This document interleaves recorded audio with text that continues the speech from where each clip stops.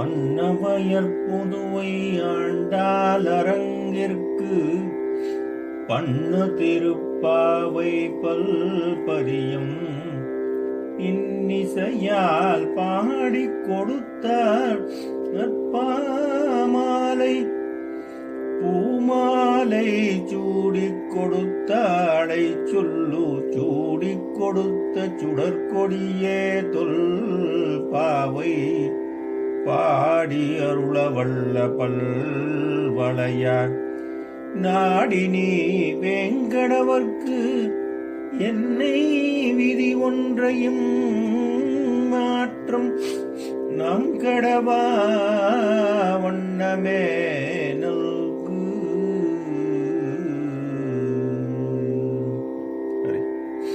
கோவிந்த நாம சங்கீர்த்தனம் கோவிந்த கோவிந்த.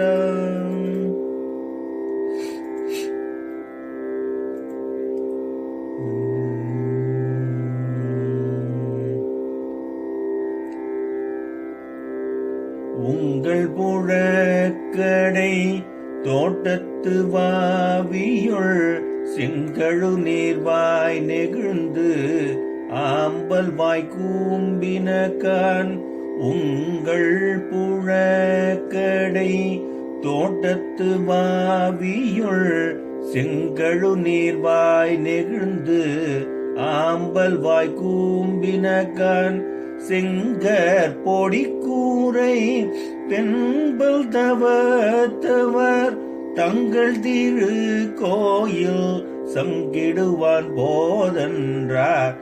செங்கர் பொடி கூரை வெண்பல் தவத்தவர் தங்கள் திரு கோயில் சங்கிடுவான் போதென்றார். எங்களை முன்னவ எழுப்புவான் வாய் பேசும் நங்காய் எழுந்தீராய் நானாதாய் நாவுடையாய்.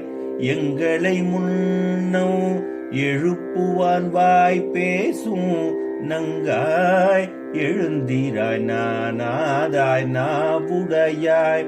சங்கொடு சக்கரம் ஏந்தும் தடக்கையும் பங்கைய கண்ணனை பாடேலோர் எம்பாவாய்.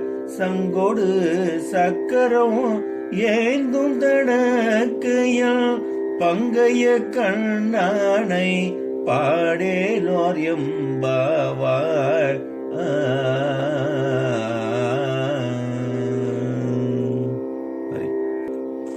அதாவது இதன் பொருள் என்னவென்றால், எங்களை முன்னதாகவே வந்து எழுப்புவேன் என்று வீரம் பேசிய பெண்ணே, கொடுத்த வாக்கை மறந்ததற்காக வெட்கப்படாதவளே, உங்கள் வீட்டின் பின்வாசலில் தோட்டத்து தடாகத்தில் செங்கழு நீர் மலர்கள் மலர்ந்து விட்டன. ஆம்பல் மலர்கள் ஆல்சோ தலை கவிழ்ந்தன. காவி உடையணிந்த துறவிகள் தங்கள் வெண்பற்கள் ஒளி வீச கோவில்களை நோக்கி திருச்செங்கு முழக்கம் செய்வதற்காக சென்று கொண்டிருக்கின்றனர். ஆனால் பெண்ணே, சங்கும் சக்கரமும் ஏந்திய பலமான கரங்களை உடையவனும் தாமரை போன்ற விரிந்த கண்களை உடையவனுமான கண்ணனை பாட இன்னும் நீ ஏன் எழாமல் இருக்கிறாய் பெண்ணே? இப்படியாக விளக்கம் வருகிறது.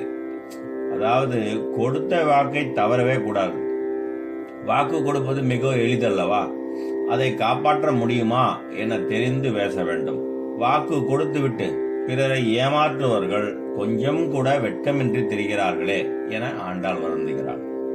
நாக்கு என்பது சரியானதை மட்டுமே பேச வேண்டும், சொன்னதை செய்ய வேண்டும் என்பது இப்பாடல் உணர்த்துவதாக கருத்து அமைகிறது. ஹரி கோவிந்த நாம சங்கீர்த்தனம் கோவிந்தா